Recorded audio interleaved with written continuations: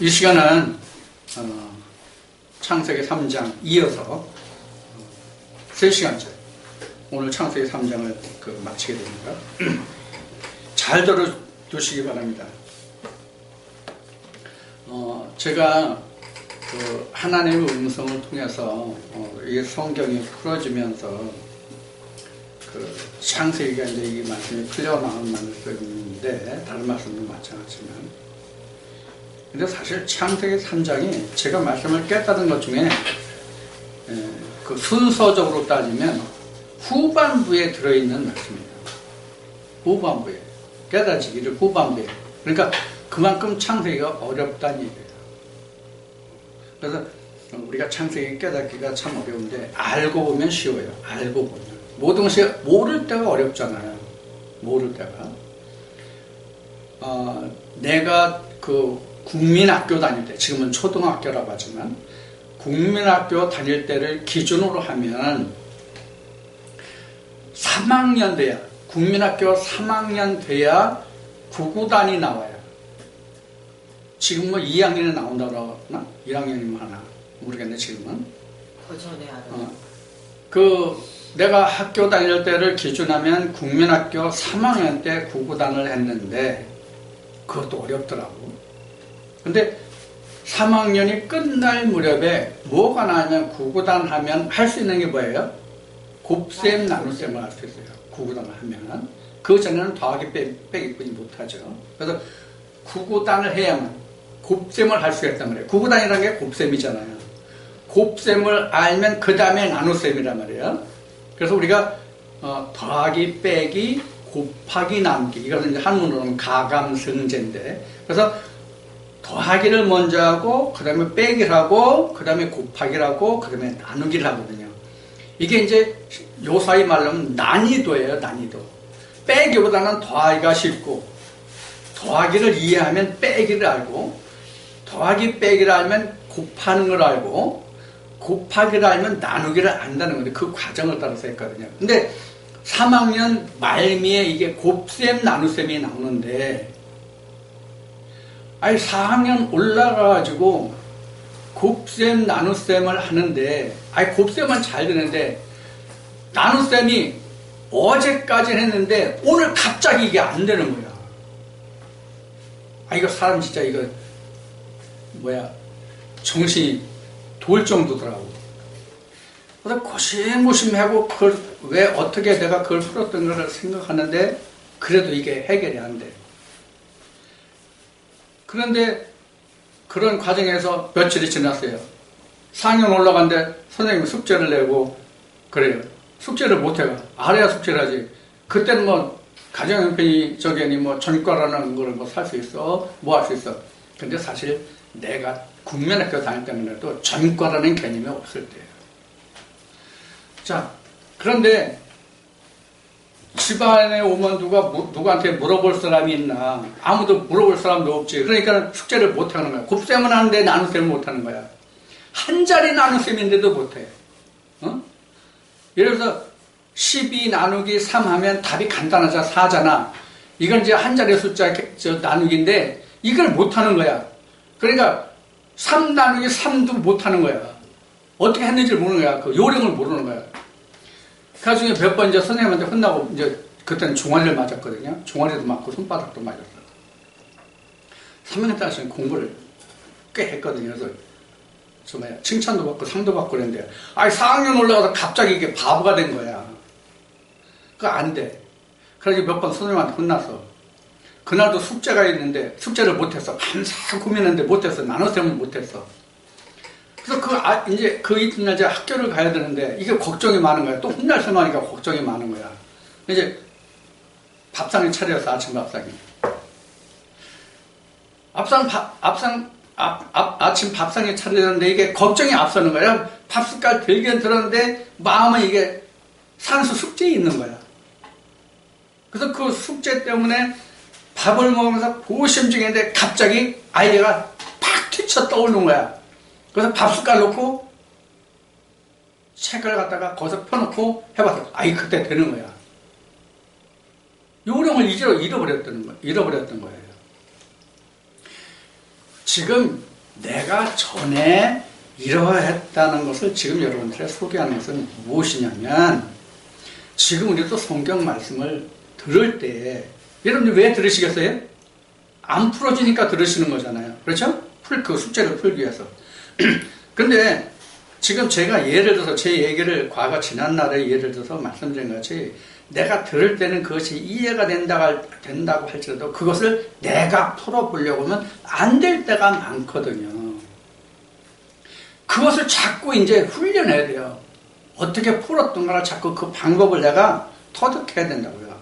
그래서 제 지난 얘기를 하는 거예요. 여러분들이 어렵다고 하는 것이 바로 그 방법을 터득하지 못한 거예요. 방법을. 그럼 성경을 푸는 가장 쉬운 방법을 터득하는 것이 무엇이냐? 사람의 이해가 아니라 하나님의 이해대로 생각하는 거예요. 하나님의 이해대로.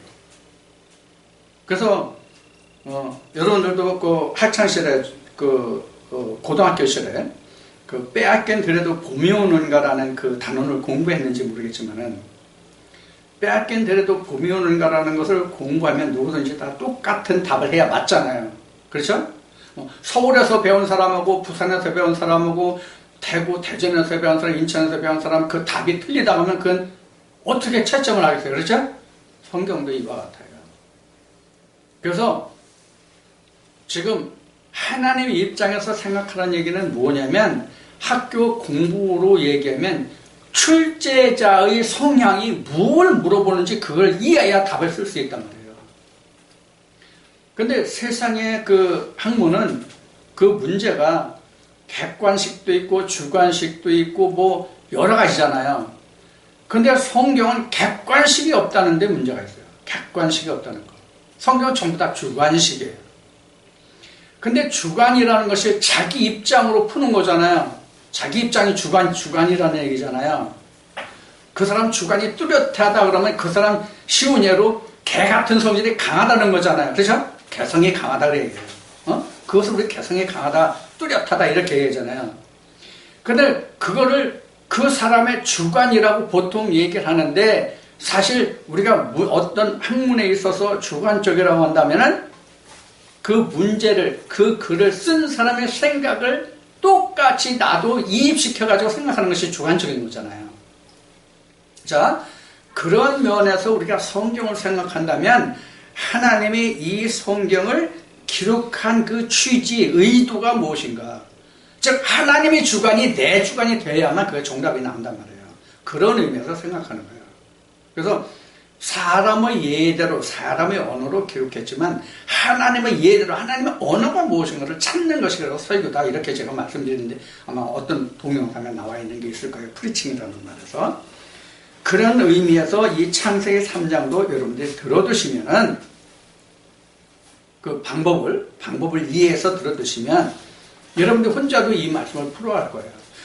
풀어갈 수 있을 거예요. 풀어가는 거예요. 제가 지금 여러분들과 나누는 이 말씀 그대로, 액면 그대로만 여러분들이 보실 것이 아니라 제가 설명드리고 풀어드린 이 말씀을 바탕해서 여러분들은 다른 많은 말씀들을 거기에다가 이렇게 좀 좋은 말로 해서 새끼를 쳐가지고, 그러니까 그 배양이 되는 거죠. 배양을 해서 많은 열매를 거둬낼 수 있어야 그것이 하나님의 주관적인 열매가 되는 거예요, 결과가.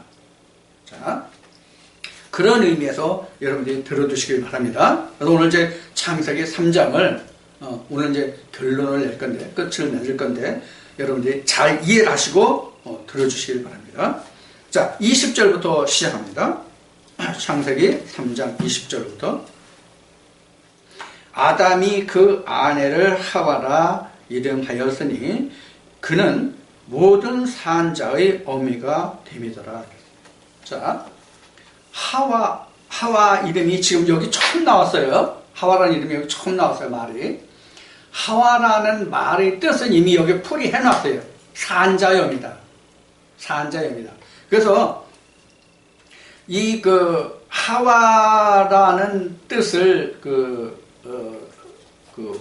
히브리어의 그 원래 말대로 그 사전적인, 히브리어 사전적인 의미를 보면 여기는 산자의 옵니다고 나왔지만 생명을 주는 자예요. 생명을 주는 자. 생명을 주는 자가 바로 하와예요. 그러면 하와가 생명을 주는 자라면 하와의 존재가 뭡니까? 어떤 생명을 줍니까? 영어로 얘기하면 eternal life, 영생을 주는, 생명을 주는 자란 말이에요. 그럼 영생을 주는 자가 하와라는 얘기예요. 영생의 생명을 주는 자가 하와라는 얘기예요. 그러면 하와가 뭐가 하와가 돼요? 그러면 생계의 말씀, 생명이 있는 말씀이에요. 이것을 신학적으로 표현하면 성령이 교회에 들어가시는 말씀이 바로 하와예요. 그 말씀이 생명을 주기 때문에. 그 말씀이 우리 안에 들어와서 그 말씀이 우리에게 영생이라는 예수 그리스도는 열매를 주잖아요. 그래서 하와가 언약의 의미다 그런 얘기예요. 갈라디아서 4장 많이 인용해 드렸죠? 네. 갈라디아서 4장에 보면은 사도 바울이 이 여자에 대해서 잘 풀어놨어요. 언약이라고. 이 여자는 언약이라고.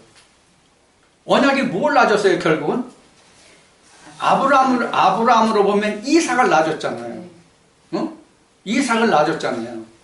그래서 그 갈라디아 4장에 그 아브라함이 그 여자를 바로 하나님의 두 언약이다. 그래서 하갈과 사라를 예를 들어서 아주 잘 풀어놨다고요. 그래서 하갈은 율법을, 그리고 사라는 진리 언약을 이렇게 설명해 놓겠다는 거예요. 하늘의 예루살렘이라고요. 그것을 여러분들이 생각하시면 됩니다. 그래서 하와라는 뜻은 생명을 주는 자다. 그럼 우리에게 무엇을 어떤 생명을 주는가? 영생이라는 생명을 주는 것이라면 하와라는 의미는 바로 말씀이다. 성령이 교회에 들어가시는 말씀이 하와가 된다. 그런 얘기입니다. 그럼 지금 여러분들 여기 왜 왔어요? 성령의 교회에 들어가는 말씀 들으라고. 언약 받으러 왔어요. 언약 받으러. 하와를 받으러 왔다. 그렇게 생각하시면 돼요. 쉬운 얘기고요. 그게 바로 성령의 교회에 들어가는 말씀이란 말이에요. 똑같은 얘기지만 그래서 그 말씀을 통해서 내가 거기서 뭘 낳아요? 나는? 그 언약의 말씀을 통해서 뭘 낳아요? 아들 예수 그리스도를 낳는단 말이에요.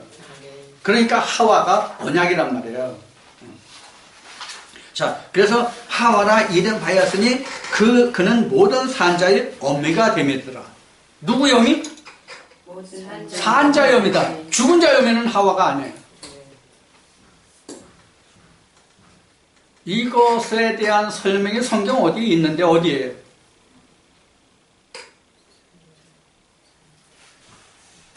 어디에요? 솔로몬의 재판이에요. 아멘. 솔로몬의 재판이에요. 두 아들이 있었죠. 두 어미와 두 아들이 있었죠.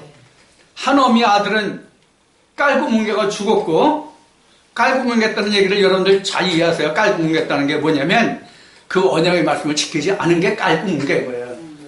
그래서 저녁에 치여 죽었죠. 저녁이 언제예요? 잠잘 때죠. 내 영혼이 잠들었을 때예요. 내 영혼이 잠들면 그 새끼 깔고 뭉갠다니까. 실제로 애 길러보면 자기 자식을 깔고 뭉개는 사람 없어요. 잠깨라도 그 생명을 기차게 챙겨요. 절대로 깔고 죽이지 않아요. 실제 사람은, 육신의 생명은. 근데 영적인 것은 밤중에 깔고 뭉개다니까. 자기 잠들 때는 반드시 깔고 뭉개져요. 영적으로는 무조건 깔고 뭉개져. 이해가 되죠? 그 두 아들이란다. 산 자의 어미와 죽은 자의 어미를 심판한 솔로몬의 재판이 바로 이 산 자의 어미와 죽은 자의 어미라고 생각하시면 돼요. 그럼 여러분들 누구의 어미가 되고 싶어요? 산 자의 어미가 돼요. 그럼 여러분들은 하와가 될 수 있는 거예요. 자, 그러면 하와가 누가 하와야? 다시 짚어봅시다. 누가 하와야? 나는 여러분들이 하와야? 내 안에 있는 하나님의 언약의 말씀이 하와가 되는 거예요. 그런 의미에서 아담도 사람이 아담이 아니라 말씀이 아담이다 그런 얘기예요. 이해가 됐죠? 자, 그것이 이제 20절에 기록된 말씀입니다. 20절 말씀이고, 그러면 21절인가? 21절. 여호와 하나님이 아담과 그 아내를 위하여 가죽옷을 지어 입히시니라. 이 가죽이라는 히브리어 단어가 오르예요. 오르. 가죽이라는 단어가 가죽이라는 단어가 그런데 이 가죽이라고 하는 오르의 어원이 뭐냐면 우르예요. 우르. 가죽이라는 말은 오르인데 가죽이라는 어원이 어디서 왔냐면 우르에서 왔어요. 그러면 이 오르와 우르의 의미는 무엇이냐? 가죽 옷을 입었다는 것은 우리가 생각할 때는 가죽 중에서 제일 유명한 가죽이 어떤 가죽이에요? 응? 어떤 가죽? 이태리 무슨 뭐 양가죽이야? 어? 어린 양 램스킨이야? 그런 가죽을 연상하죠.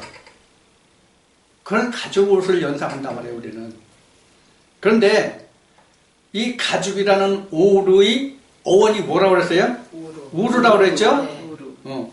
아브라함의 고장, 본고장, 갈대와 우르 얘기하는 게 아니에요. 여기는 이 우르라는 말 뜻이 뭐냐면 벌거벗다예요. 아니면 벌거벗기다 이 뜻이에요. 그럼 가죽 옷을 입었다는 뜻은 그럼 무슨 뜻이 됐어요? 벌거벗겨졌다 이 뜻이에요. 그래서 아담과 하와가 선악과를 먹은 후에 뭘 알았어요? 벌거벗은 걸 알았어요.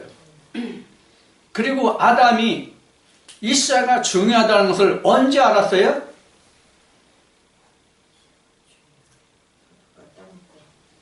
선악과 따먹은 후에 자기가 벌거벗은 것을 알고 나서 이 여자가 내게 생명을 주는 자구나 하는 것을 깨닫고 나서 그 이름을 하와라고 이름 지은 거예요.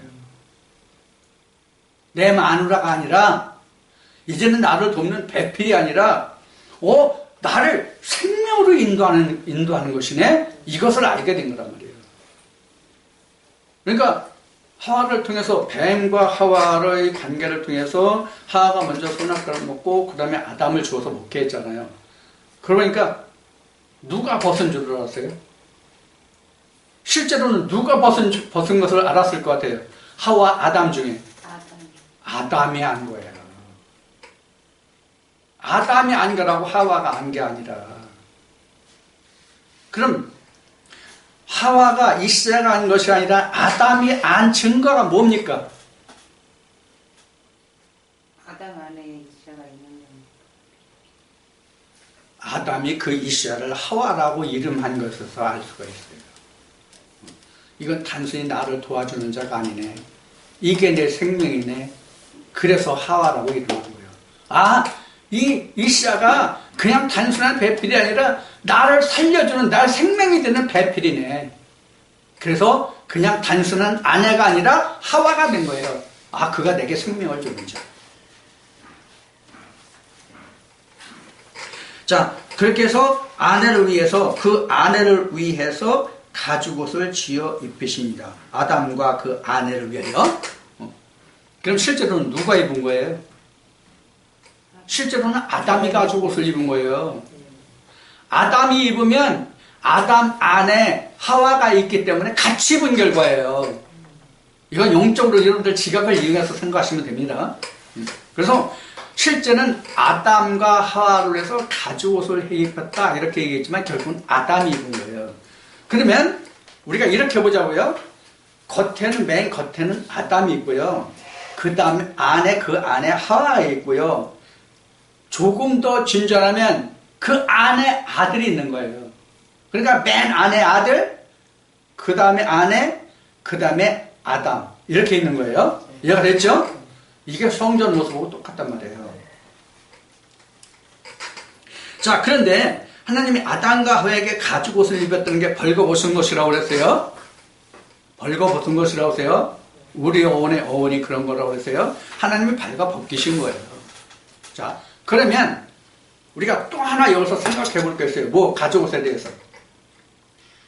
가죽은 그 생명이 죽어야 우리가 옷을 입을 수가 있어요. 그러니까 가죽옷을 입었다는 것은 생명이 없음이에요. 죽음이에요.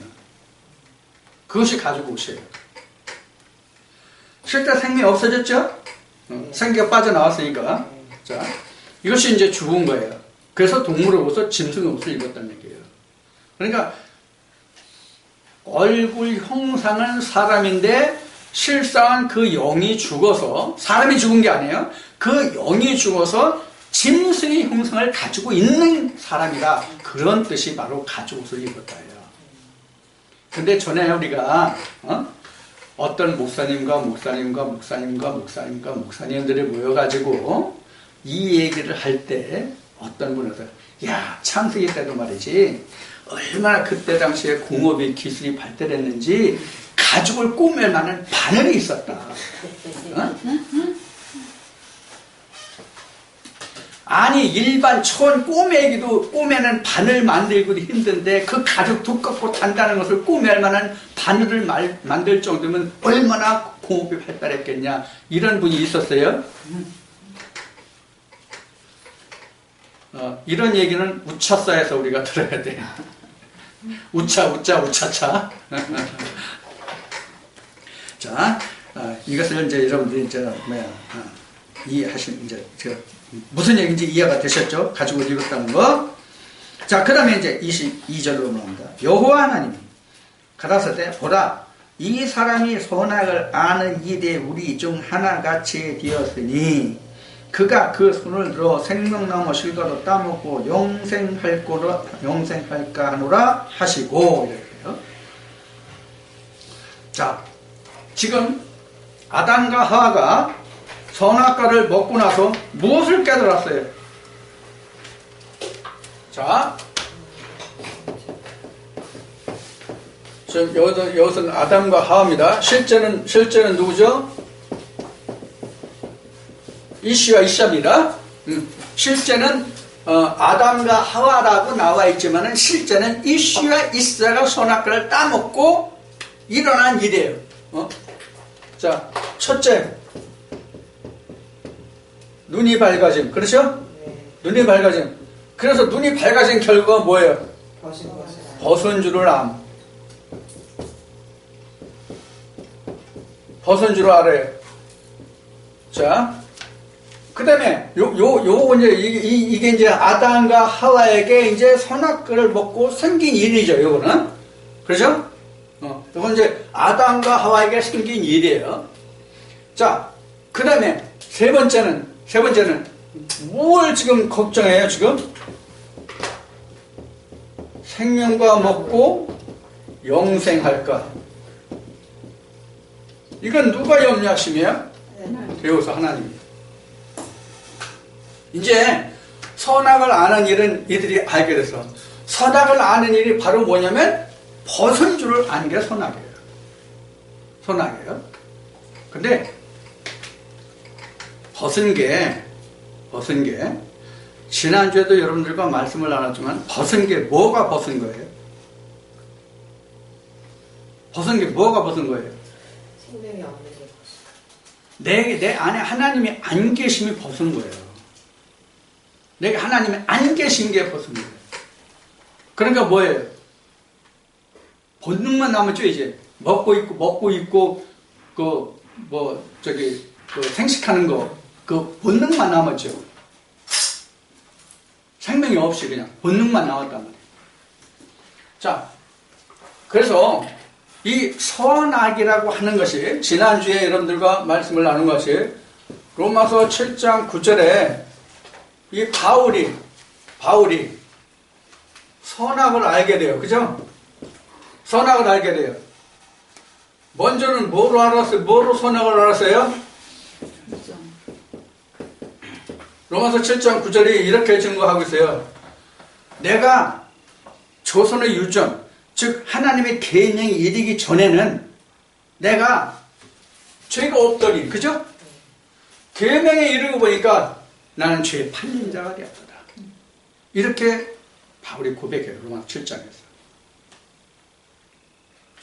자, 그러면 바울이 선악과 먹었어요? 안 먹었어요? 유전에 있을 때 먹었어요.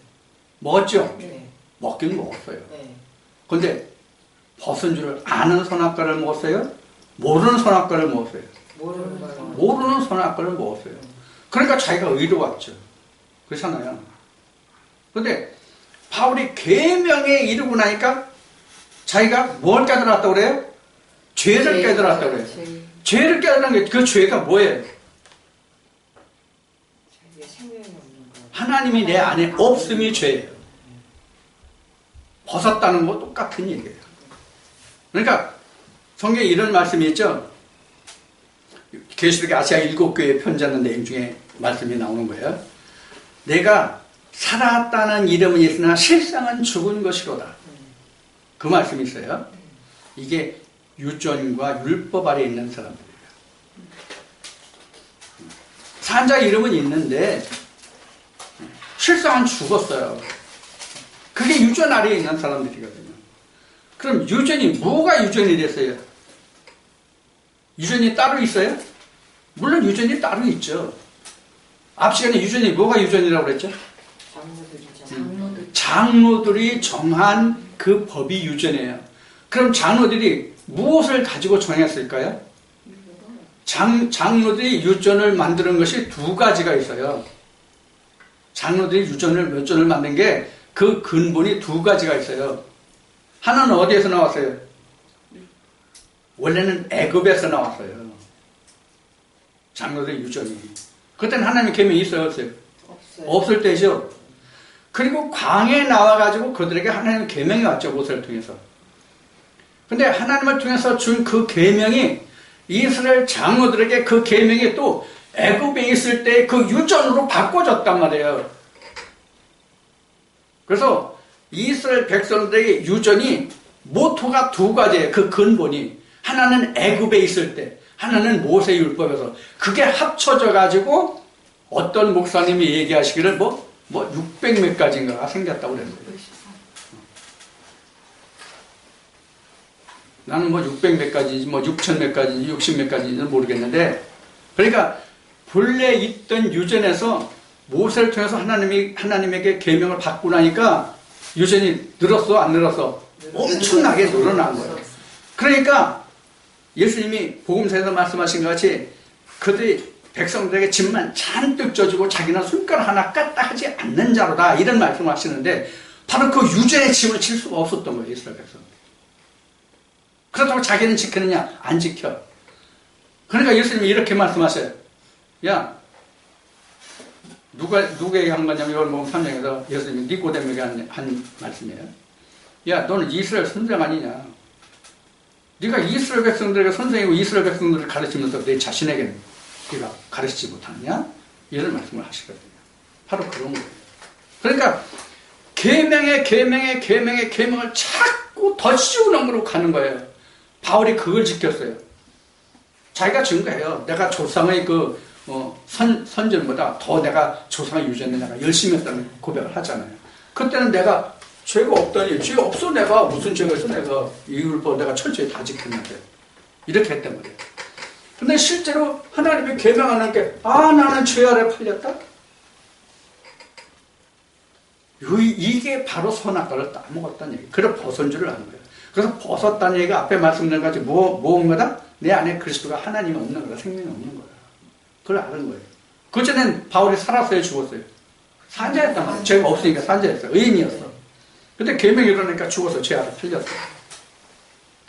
자, 이것이 지금 선악과의 문제예요. 오늘 선악과를 따먹으라는 교회 있습니까? 선악과 따먹으라는 교회 있어요, 없어요? 없어요. 단 한 군데도 없어요.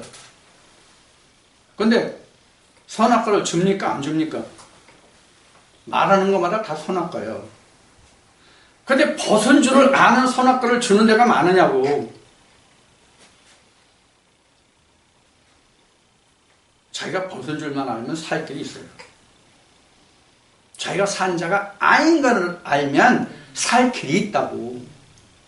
내가 물에 빠졌구나를 알면 내가 나가려고 해. 근데 물에 빠졌을 때 내가 물에 빠진 걸 모르고 있으면 그냥 죽는 거예요. 그 물 속에 살다 그냥 죽는 거예요. 근데 실제로 우리가 육신이 물에 빠지면 빠지자마자 금방 알잖아요. 내가 여기서 헤엄쳐 나갈 수 있는지, 내가 이러다가 누가 도움 없으면 내가 죽을 것이니, 우리 육신적으로는 금방 알거든요. 근데 육신적으로는 그렇게 찾았는데 영적으로는 우리가 모른단 말이에요. 이걸 가르쳐 주는 것이 바로 율법이에요. 우리는 선악과를 지금까지 우리는 무조건 나쁜 쪽으로만 생각했잖아요. 성경도 그렇게 설명하고 있잖아요, 사실은. 바울도 설명하기를 그 여자가 먼저 타락하고 남자가 타락한 것이 먼저 타락한 것이 아니다라는 말씀을 하고 이런 말씀이 기록된단 말이에요. 그러면 타락이 우리가 몇 종류로 우리가 볼 수가 있어요? 두 종류로 볼 수가 있어요. 내가 죽은지를 모르는 타락과 죽은지를 아는 타락 두 가지가 있단 말이에요. 그런데 지금 여기서는 선악과를 따먹음으로 인해 가지고 이런 것을 모든 것을 알게 되잖아요. 그럼 결과적으로 잘 됐다고 생각이 돼요? 잘못됐다고 생각이 돼요? 결과적으로 보면 잘 된 거예요. 자, 이제 잘 된 거라는 것이 어떤 뜻인지를 요 뒤에 설명할게요. 더 보고 나서. 그래서 이제 그 22절에 보면 이 사람들이 선악을 아는 일에 그래서 그 하나님 말씀하시기를 지금 생명나무도 따먹고 영생할까 해서 이제 그 얘들 에덴 밖으로 23절 말씀 보면 여호와 하나님이 에덴 동산을 그 사람을 보내어 그 근본된 토지를 갈게 했다고 지금 23절에 기록하고 있잖아요. 자, 그러면 지금 성경에 기록되기는 하나님이 아담과 하와를 에덴 밖으로 내어 보냈다고 지금 성경에 기록하고 있죠. 자, 그러면 우리 세상 말에 말 속에 말이 있다는 것 같이 이 말 속에 어떤 뜻이 있는지를 한번 살펴보자고요. 전에 내가 이 말씀을 증거한 말씀을 기억하는 사람은 이해를 할 텐데 어떤 숨은 말씀이 있을까요? 여기에 내어 보냈다는 것에 대해서 어떤 숨은 말이 있을까요? 하나님이 에덴 동산에서 내어 보냈다고 지금 이렇게 기록하고 있잖아요, 성경은. 네. 그런데 이 말씀이 어떤 뜻이 들어있을까? 숨은 말이.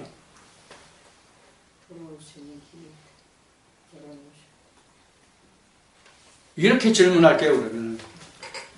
하나님이 실제로 아담을 에덴 동산에서 내어 보내셨을까요?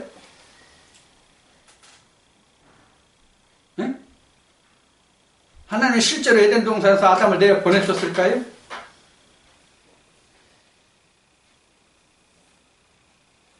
그래도 답이 안 나와요? 네. 실제로 하나님이 내어 보내신 게 아니에요. 스스로 나와서. 무슨 뜻인지 이해가 못하겠죠? 설명을 드릴게요. 이미 내가 벗은 줄을 알면 하나님과 나는 한 장소에 있지 않아요. 이미. 이해가 됐죠, 이제? 이미 내가 벗은 줄을 내가 깨달았으면 하나님과 나는 한 장소에 있지 않아요. 그럼 어떤 장소에 있어요? 서로 다른 자리에 있어요.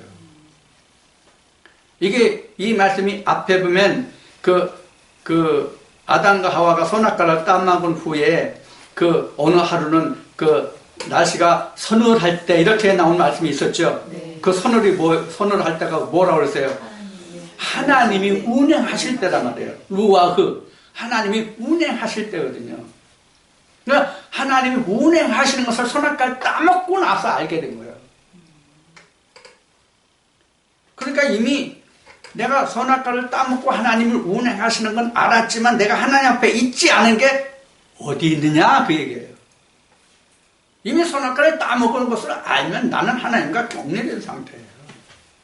그러니까 하나님이 내어보내신 것이 아니라 사실은 나는 이미 하나님으로부터 퇴출된 자예요. 그래서 여기서 내어보냈다.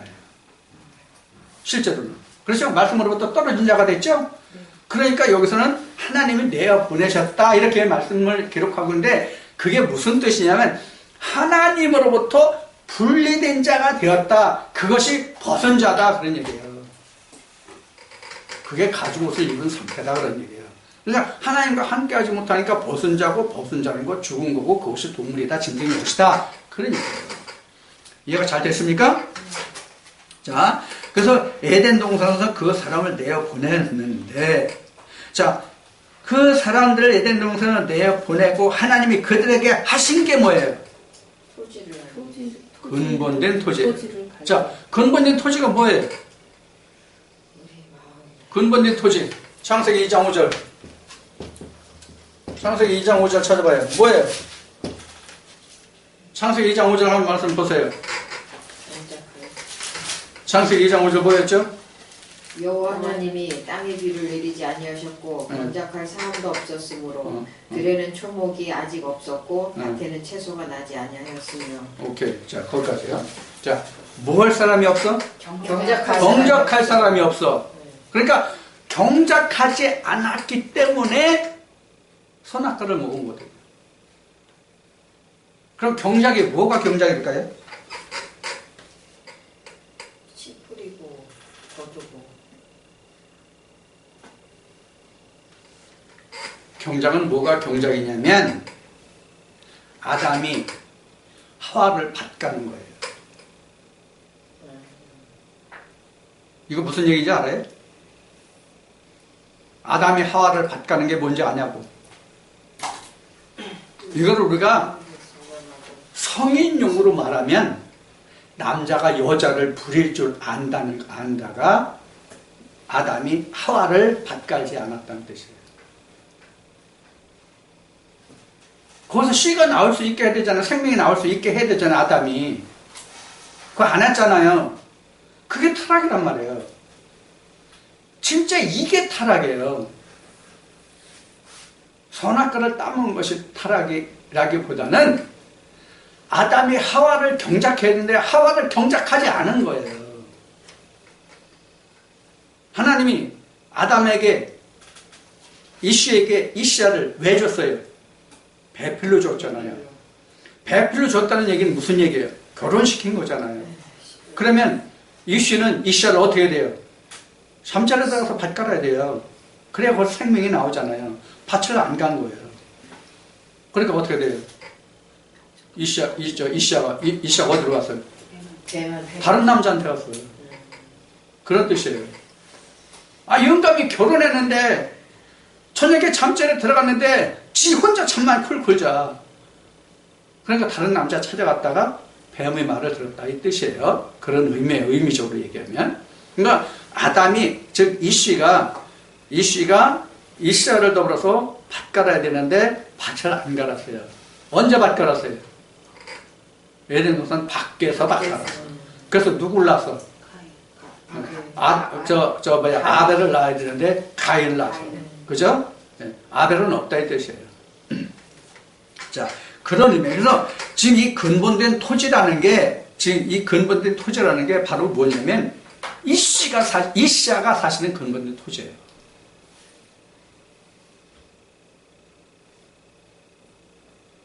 이씨아를 밭 갈아야 거기서 생명이 난단 말이에요. 열매를 먹을 수 있단 말이에요. 각종 식물이 거기서 나오잖아요. 열매가 거기서 나온단 말이에요. 그래서 지금 여기서 근본된 토지를 갈게 했다는 것은 1차적으로는 내 마음에서 하나님의 말씀을 받아들이는 거예요. 이 근본된 토지를 가는 게 1차적으로는 성령이 교회에 들어가신 말씀을 내 마음에 받아들여서 내 마음에 자리 잡게 하는 거고, 그 다음에 그 받아들인 말씀을 통해서 뭐가 나와요? 이씨아가 나온단 말이에요. 그러면 내 뼈 중에 뼈, 살 중에 살이 나오는 게 살 중에 살, 뼈 중에 뼈가 이씨아잖아요. 그러면 아담은 그 이씨아를 밭갈아서 거기서 열매를 맺게 해야 된다. 그게 근본된 토지를 밭가는 거예요. 이해가 잘 됐죠? 자, 그 다음에 23절 봤으니까 24절 봅시다. 이같이 하나님이 그 사람을, 이건 아담과 하와예요. 그 사람을 쫓아내시고 에덴 동산 동편에 그룹들과 두루도는 화영금을 두고 생명나무의 길을 지키게 하십니다. 자, 그러면 지금 이 말씀을 창세기 3장 24절에 이 말씀을 그림으로 설명하면, 여기가 에덴 동산이에요. 여기가 에덴 동산이에요. 여기 뭐가 있어요? 생명나무가 있어요. 이게 생명나무예요. 그림 잘 그리죠? 자, 이게 생명나무예요. 근데 여기는 이 생명나무를 뭐로 시켰어요? 그룹들과 그룹들이에요. 그 다음에 또 뭐 했어요? 두루노는 화염검이라고 그랬죠. 이렇게 이걸 지켰다고 그랬어요. 뭘 지킨 거예요, 결국은? 이 생명나무를 지킨 거죠. 이 생명나무가 결과적으로 우리가 아는 게 뭐죠? 예수예요. 예수가 생명나무예요.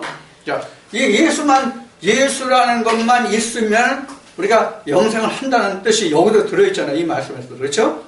이 생명나무 열매를 먹고 영생할 거라 하노라. 그래서 이제 계시록 22장 1절로부터 보면 달마다 강가 좌우에 있는 열매를 먹고 그 잎은 만국을 솟아하는 뭐 이런 말씀이 이제 계시록 22장 1절로부터 그 2절 3절에 이렇게 이어지죠. 바로 이게 생명나무예요.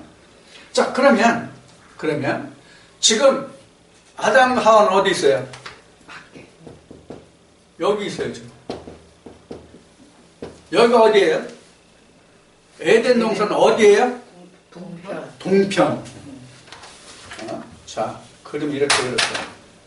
에덴 동산인데 여기 이렇게 문이 있어요. 이게 이렇게 문인데 지금 아담과는 이 밖에인데 이게 지금 동편이에요. 여러분들 성경에서 동편이 뭐가 동편이에요?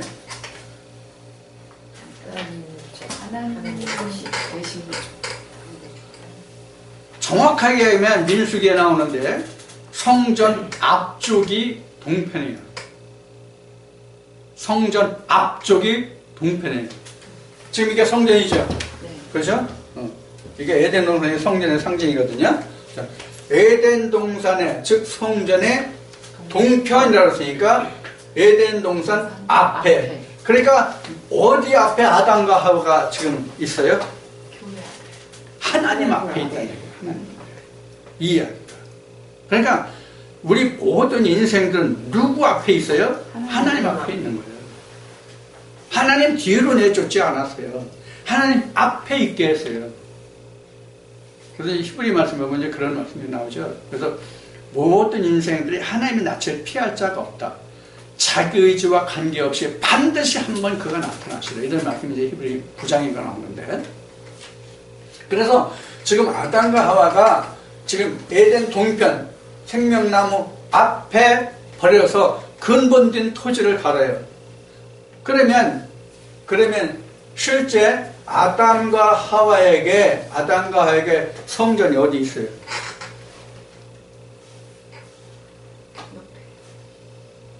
옆에 있어?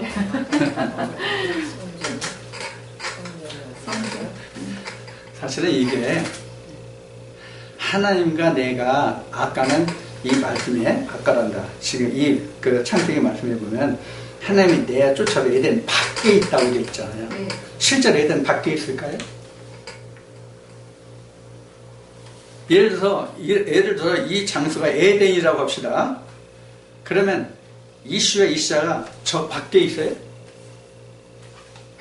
네? 이해가 와요? 가요? 같이 있는 안에 있는데 따로따로 존재하는가? 쉬운 얘기로 지금 에덴이 따로 있고 이슈와 이샤가 따로 있느냐 하는 거예요. 따로 있어요? 따로 있어요? 같이 있는데 교통이 안 되는 거예요. 그게 가장 정확한 아마 답이 될 거예요. 실제로 우리 안에 있어요. 이미 이 사람에게는 이슈와 이샤에게는 이슈와 이샤에게는 내 안에 있어요. 다만 지금 아담과 하와 이슈와 이샤에게는 생명나무 열매는 안 보이고 지금 무엇만 보이는 거예요? 지금 실제로 그러면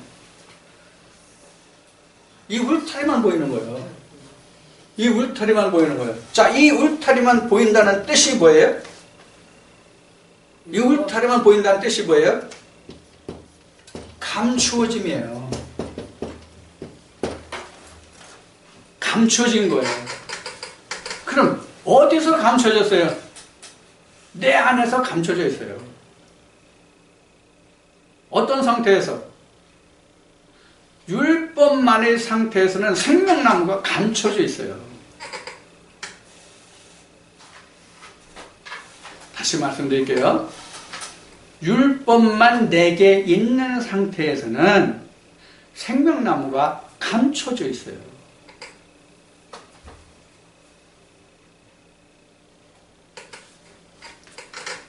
감춰져 있기 때문에 앞에 제가 갈라디아 4장을 말씀드렸죠. 갈라디아 4장을 말씀드렸는데 거기 이런 말씀드렸어요. 갈라디아 4장에는 그가 아들일지라도 어릴 때는 청지기 아래 두나니 이런 말씀이 나와요.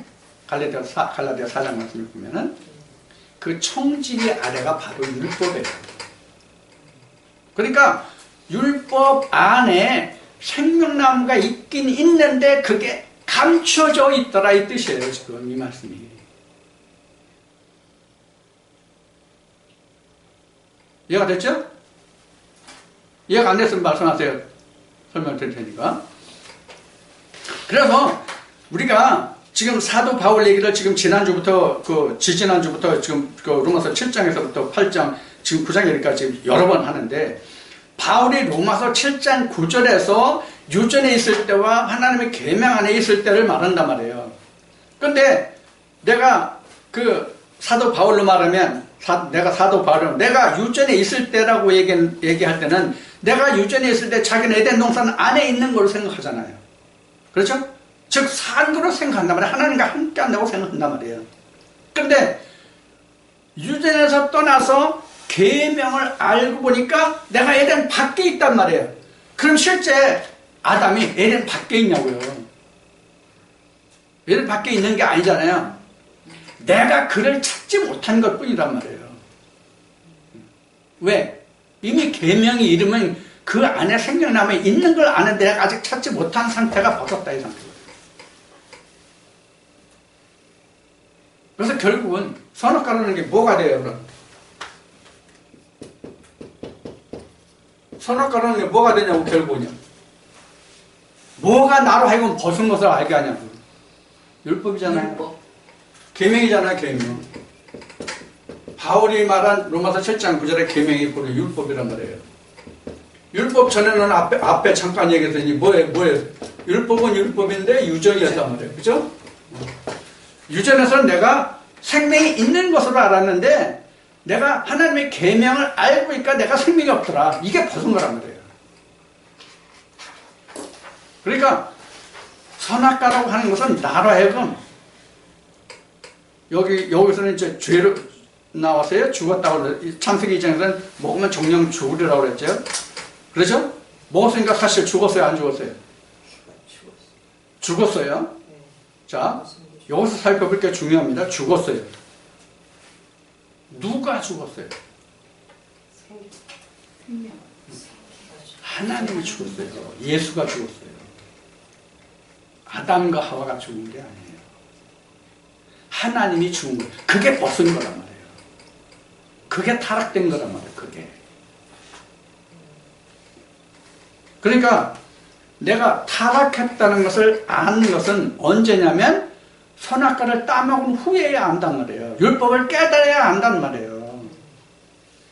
율법을 깨닫지 못하면 내가 벗었는지 입었는지 몰라. 벗었는지 입었는지를 모른다는 뜻은 결국 내가 살았는지 죽었는지를 모른다고. 그냥 너는 산 자야 구원받은 자야 그러니까는 자기는 그 말만 듣고 그냥 확실한 걸 모르니까 저 사람이 나보고 산 자다. 너는 구원받은 자다. 너는 용서를 받은 자다. 그러니까 나는 산 자야. 영생받은 자야. 구원받은 자야. 이렇게 생각하는 거예요. 이게 바울 얘기잖아요. 그래서 하나님 계명이 오니까 여지껏 저 사람 저런 거 내가 이렇게 얘기한 거 다 이게 꽝이네. 이걸 안 거예요. 그럼 사도 바울로 보면 선악과를 따먹는 게 언제냐? 계명이 이르렀을 때죠. 계명이 이르렀을 때, 계명이 이르렀을 때 자기가 죽었구나 하는 것을 알았단 말이에요. 그러니까 아까 하나님의 에덴 밖으로 내어보냈다가 실제 밖에 내어보냈냐 하는 그 질문을 서로 주고받았잖아요. 정확하게 얘기하면 하나님 밖에 있고 나는 하나님 밖에 있고 나는 나대는 거예요. 그래서 지금 밖에 있다는 얘기는 하나님과 내가 지금 격리된 상태예요. 즉 내 안에 없다는 상태예요. 그게 바로 벗었다 가지고 옷을 입었다의 상태고 그걸 바로 죄라고 하는 거예요. 그래서 결국 죄는 우리가 히브리어로 토부 그리고 라 좋은 것과 나쁜 것 그것을 가지고 우리는 죽었다 살았다 그것이 죄라고 얘기해요. 그러니까 토부 좋은 것은 우리가 생명이라고 하고 아닌 거라 부정의 뜻인데 이 아닌 것은 나쁜 것은 우리가 죄다 그렇게 얘기한단 말이에요. 그래서 선악이라는 것이 하나님의 계명으로 본 선악이냐 아니면 유전으로 본 선악이냐가 달라진단 말이에요. 그래서 하나님의 계명으로 본 선악은 생명과 사망을 분별하는 것이고 유전의 선악은 그냥 우리 쉬운 얘기를 하면 도덕적으로 그냥 착하게 살자의 개념이에요. 그러니까 어떻게 돼요? 벗어도 벗은 줄 모르고 죽어도 죽은 줄 모르고 성경적으로 얘기하면 감각이 없는 자가 되었다 그런 얘기예요. 죽은 자가 감각이 있어요? 없잖아요? 그러니까 죽었다는 설명을 하는 거예요. 그럼 누가 죽었다고 했어요? 누가 죽었다고요? 하나님이 죽으신 거예요. 그럼 자 여기서 또 하나 질문의 꼬리가 나와요. 하나님 실제로 죽어요? 안 죽어요. 절대로 그분은 영원히 죽을 수가 없는 분이에요. 절대로 영원히 그분은 죽을 수가 없는 거예요. 그럼 그분이 죽었다는 의미가 뭐예요? 하나님이 죽는다는 그 의미가 뭐냐고요? 내가 네 안에 있을 수가 없다예요. 쉬운 얘기로. 내가 너와 함께 할 수 없다예요. 그게 죽었다의 뜻이에요. 맞죠? 그래서 요한복음 16장에서는 의에 대해 죄에 대해 심판에 대해라고 예수님이 말씀하신 것이 바로 이런 것을 바탕으로 똑같이 말씀해요. 자, 그러면 우리가 선악과를 따먹었다고 하는 이야기는 결과적으로는 우리에게 마땅히 있어야 할 일이에요. 그럼 선악과를 따먹었다는 얘기를 결론을 내리면 어떤 것이냐? 어제 내가 블로그에 올린 글을 보셨으면 이해하실 텐데 어제 내가 블로그에 올린 글을 보면은 사람, 나, 모세, 예수 그것을 이제 글을 어제 올렸어요. 자, 내가 있어요. 모세가 있어요. 예수가 있어요. 자, 그러면 창세기 1, 2, 3장을 여기에 비유해서 설명할게요. 여기가 창세기 1장이에요. 여기 창세기 2장이에요. 여기 창 3장이에요. 근데 결국 창 3장이 어떻게 됐어요? 실패했죠. 그렇죠? 네. 창세기 3장이 실패했기 때문에 어떤 일이 일어났어요? 하나님의 구원 사역이 시작된 거예요. 하나님의 구원 사역이 시작된 거예요. 그래서 만약에 창세기 3장에서 아담과 하와가 뱀과 아무런 관계없이 그냥 생명나무로 바로 나가서 영생에 이르렀어요. 그럼 창세기 3장에서 끝이 난다고 그랬어요? 성경 역사가 창세기 3장에서 끝이 난다고 그랬어요? 창세기 4장부터는 기록할 필요가 없죠. 그렇잖아요. 아담과 하와가 선악과를 따먹지 않고 바로 생명나무로 나아갔으면 하나님 창세기 2장에서는 동산 중에 있는 거 다 먹어도 소낙나무 열매를 먹지 말라고 했으니까 먹으면 죽는다고 했으니까 먹지 않고 바로 생명나무로 나갔으면 뭐 죄 깨닫고 뭐 그럴 필요 없이 바로 의에 이르렀잖아. 그럼 아담과 하와에게는 바로 구원으로 가는 길로 그냥 직행해버리잖아요. 그러면 우리가 흔히 하는 얘기로 창세기 3장에 보면 아담과 하와 외에는 다른 사람이 있어요, 없어요? 창세기 3장만 놓고 보면 없죠? 네. 아담과 하와뿐이에요. 그러면 네. 창세기 4장으로 갑시다. 네. 창세기 4장으로 가면은 그 아담과 하와가 하나님한테 뭐라 그래요? 노슬 뭐야 가인을 얘기하겠구나. 네. 가인이 그 자기 동생 아벨을 죽이고 하나님이 또 내줬잖아요. 네. 자기 어미 에비가 된 아담과 하와가 내쫓는 게 아니라 하나님이 내쫓아요. 그렇죠? 가인을. 자, 그러면 가인을 내쫓을 때 가인이 하나님께 뭐라고 해요? 자기 아버지 어머니한테 하는 게 아니라 하나님께 뭐라고 얘기해요? 나를 만나는 자. 세상 사람들이 나를 죽일 거다 만나는 사람이. 네. 그러면 창세기 4장을 저기 가인을 바탕으로 놓는다면 창세기 4장을 가인을 놓고 본다면 이때 세상 사람을 생각해 보자고요. 누구 있어요? 가족이 아담, 하와, 가인, 아벨이 있었는데 죽었고, 그렇죠? 그러면 생명뿐이 없잖아. 그럼 만나는 사람이 누가 있어요? 아담 하와뿐이 더 있어. 자기 어머니 아버지뿐이 더 있어. 그러면 자기 어머니 아버지 아담과 하와가 있으면 가인에게 하나님이 하신 말씀으로 보면은 야 너를 죽이는 자는 그 죄를 7배나 더 할 것인가 라고 그 기록되나요? 하여튼 죄가 더 크다고 말씀드리죠. 너를 죽이는 자는 죄를 7배나 더 할 거다. 그런 말씀 나와요. 그러면 그것을 아는 아담과 하와가 자기 자식을 죽이겠어요? 못 죽이죠. 그런데 만나는 사람이 누구 있어요? 사실 자기 아들이 어떤 악한 행동을 했을지라도 그 부모는 그 자식을 차마 죽이지 못하는 게 세상이 인정해요. 내쫓기는 할 망정.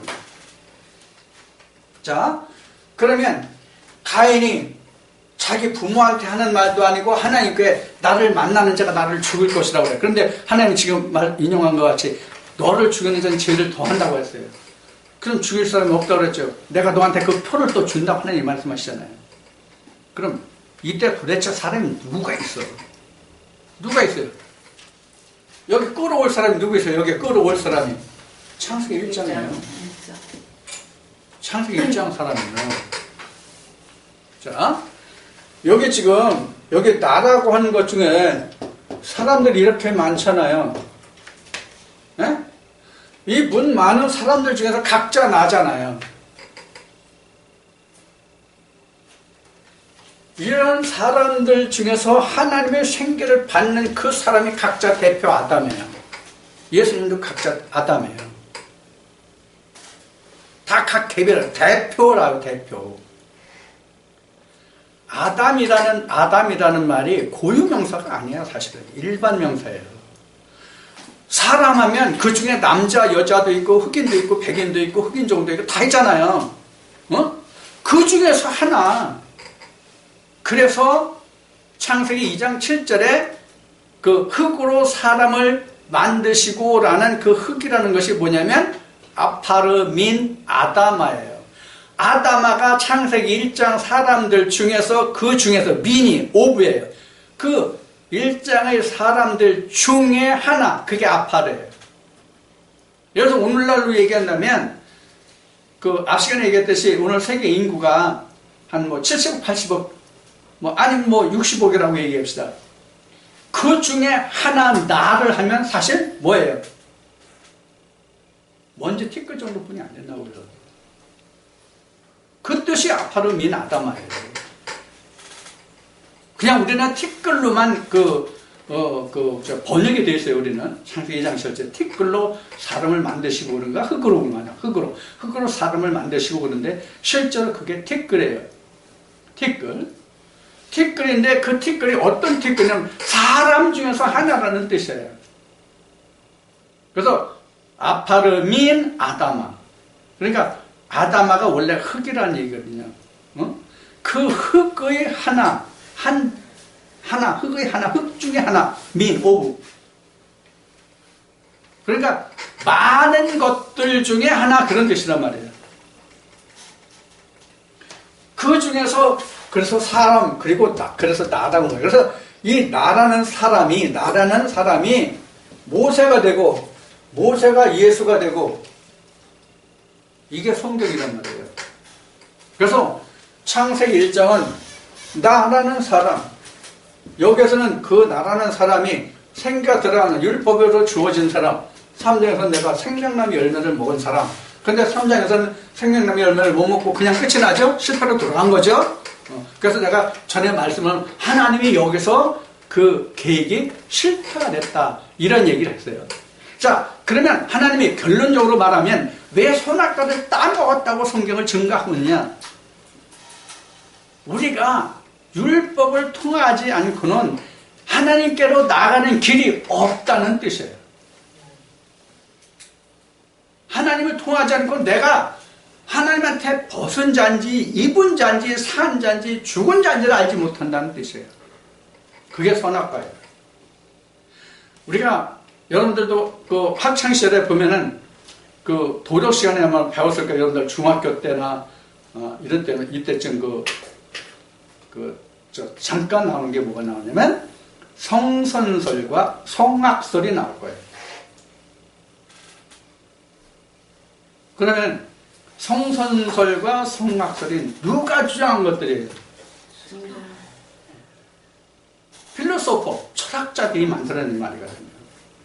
성선과 성악은 철학자들이 만든 얘기예요. 그럼 하나님은 인간을 뭐로 정했어요? 성선이에요, 선악이에요? 본래부터 인간이 악하다고 성경은 증거하고 있어요. 그래서 의인은 없으니 하나도 없다고 성경은 증거하고 있어요. 그래서 성선은 없어요. 성선설이 틀려요. 성악설이에요. 성악을 바탕으로 한 게 창세기 3장이란 말이에요. 인간이 본래 악하다. 그래서 인간이 본래 악하다는 그것을 알게 하기 위해서 하나님이 우리에게 주신 법이 뭐예요? 율법이란 말이에요. 그 율법을 통해서 우리가 악하다는 걸 알게 해요.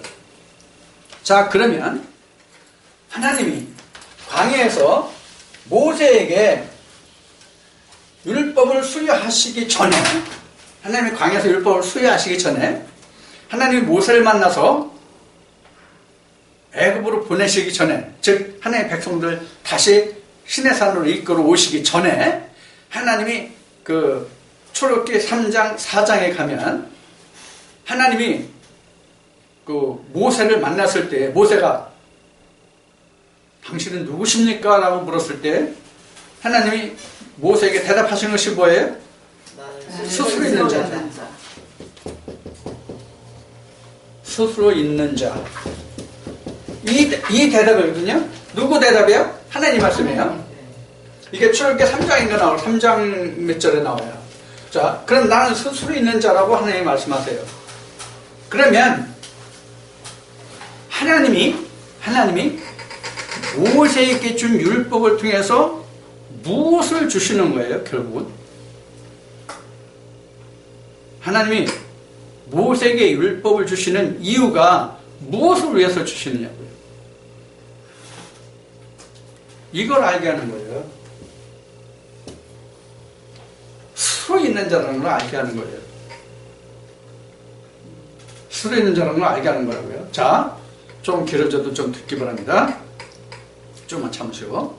자, 나는 지금 우리가 저나 여러분이나 똑같이 우리가 사람의 육안으로 볼 수 있는 이 육신은 스스로 있는 자입니까? 스스로 있는 자 아니에요. 어머니 아버지가 나를 만들었어요. 그래서 나는 지음을 받은 자예요. 그렇죠? 나는 지음을 받은 자인데 우리 근본이 어디입니까? 각자 지어진 근본이 어디냐고요? 근본이 어디예요? 아버지죠? 근본은 아버지죠? 그럼 아버지는 어디예요?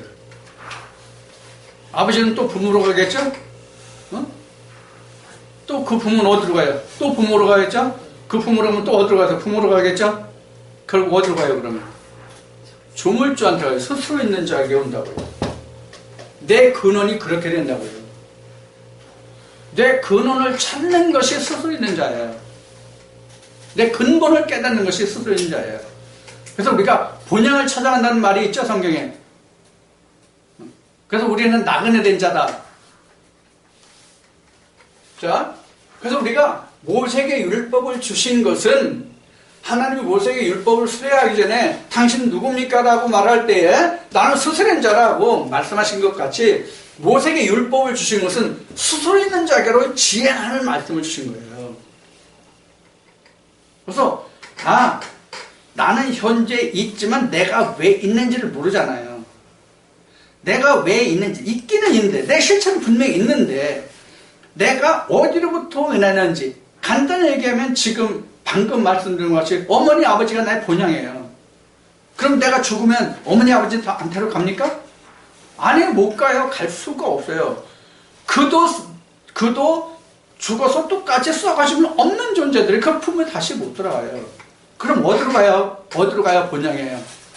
이렇게 가야 본향이거든요. 그래서 하나님이 모세에게 율법을 주신 것은 너도 스스로 있는 자가 되라는 얘기예요. 그럼 스스로 있는 자가 되라 하는 말씀이 어디 있어요? 스스로 있는 자가 되라고 하는 말씀을 풀어줄 수 있는 말씀이 어디 있냐고요? 창세기 2장에 있어요. 어떤 말씀일까요? 내가 거룩하니 너도 거룩한 자가 되라는 말씀이에요.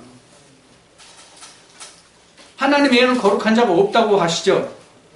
하나님 외에는 거룩한 자가 없다고 하시면 하나님이 자기를 말할 때 스스로 있는 자라 쓰면 거룩한 자가 스스로 있는 자라는 거예요.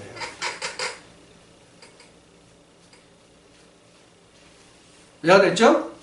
그러니까 우리는 지금 내가 세상에 있을 때는 창세기 1장에 속한 사람일 때는 내가 이런 거 전혀 모르잖아요. 전혀 무관해요. 무관해. 그런데 내가 모세에게 율법을 받는다 할지라도 계명을 받는다 할지라도 스스로 있는 자는 어디로 가야 스스로 있는 자가 돼요? 여기에 와야 이 경지에 와야 내가 스스로 있는 자라는 걸 알죠? 네? 난 누구로 인하여서 있는 게 아니에요. 내가 스스로 있는 자예요. 자, 그럼 여기서 조금 범위를 좁힙시다. 나는 어머니 아버지에게로서 아버지를 통해서 어머니에게로 가서 내가 잉태해서 나왔다고 그랬죠. 그러면 나를 만든 자가 내 육신이에요. 나란 이 육신을 만든 자가 아버지의 어머니예요. 네? 둘 다예요? 나는 아니라고 봐요. 왜 아니냐면 아까 전 시간에 얘기했듯이 나는 적어도 2억 분의 1이라는 경쟁을 뚫고 내가 나온 사람이란 말이에요. 그럼 그 경쟁은 누가 했어요? 아버지가 하게 했어요?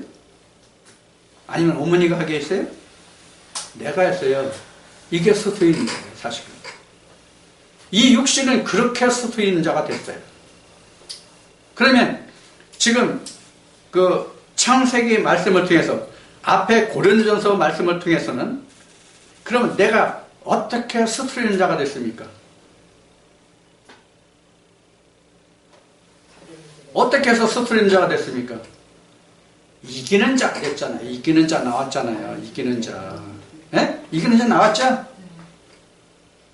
나나 여러분이나 이겼어, 졌어? 이겼죠. 이겼지? 네. 우리는 또 이겨야 돼. 네, 네. 그래서 계시록 6장에는 이런 말씀이 나와서 흰 말을 탄 자가 있는데 이기고 또 이기려고 하더라. 이기고 또 이기려고 하는 것은 여기서 율법에서 이 율법을 이기고 나와야 진리로 들어오잖아요. 여기서 또 이겨야 된단 말이야. 아직 반대가 남았단 말이에요. 그래서 이기고 또 이기려고 하더라. 그래야 내가 스스로 있는 자에 들어가요. 자, 여기서 좀 보충 설명 드릴게요. 자, 직접 말씀을 좀 보고 합시다.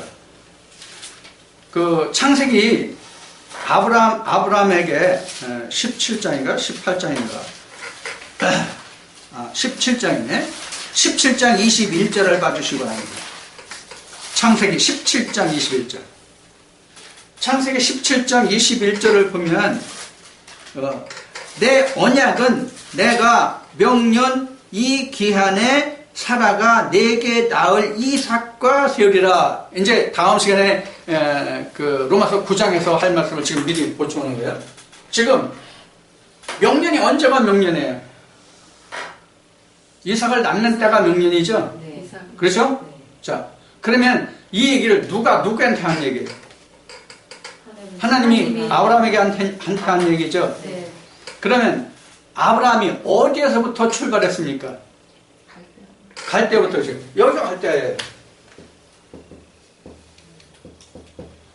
여기서는 뭘 들었어요? 갈 때에서 아브라함이 들은 게 뭐예요? 하나님을 만났어요, 음성을 들었어요? 음성이에요. 그래서 성경은 창세기 이렇게 했어요. 내가 한다. 아브라함이 갈 바를 알지 못하였으나, 이렇게는 갈 바를 알지 못했다는 것은 목표 이 가나안을 몰랐다는, 여기가 가나안이잖아요. 예수가 가나안이잖아요. 최종 목적지란 말이에요. 갈 바를 알지 못하였으나 이렇게 돼 있어요. 자, 여기 갈 때여서 출발했어요. 이때는 음성이었어요. 그러다가 하나님을 봤어요. 몇 살 때 봤어요? 75세 때 음성을 듣고 나와서 그 다음에 하나님을 만난 게 몇 세예요? 99세. 99세는 여기고, 그래서 여기가 이제 이삭이 있는 때잖아요. 자, 요 100에서 99에서 13 빼면 얼마예요? 13 빼면 86이요? 네. 86이네? 네. 계산하면 이렇게 되죠? 이렇게 거꾸로 나오죠? 이때 언제예요? 이스마엘 태어날 때잖아요. 이스마엘 날 때. 네. 네. 이런 단계를 거친단 말이에요. 하나님이 75세 때 하늘을 보면서, 야, 하늘의 별같이 뭐 땅이 모래같이 내 얘기했는데, 근데 아무 징조가 없거든. 그래가지고 그 중에 누구 얘기를 들어요? 사라의 말을 듣고 그 하가를 통해서 누구를 이스마엘을 낳죠. 그게 100세를 기준해서 거꾸로 올라가면 이스마엘을 낳았대잖아요. 이렇게 된단 말이에요.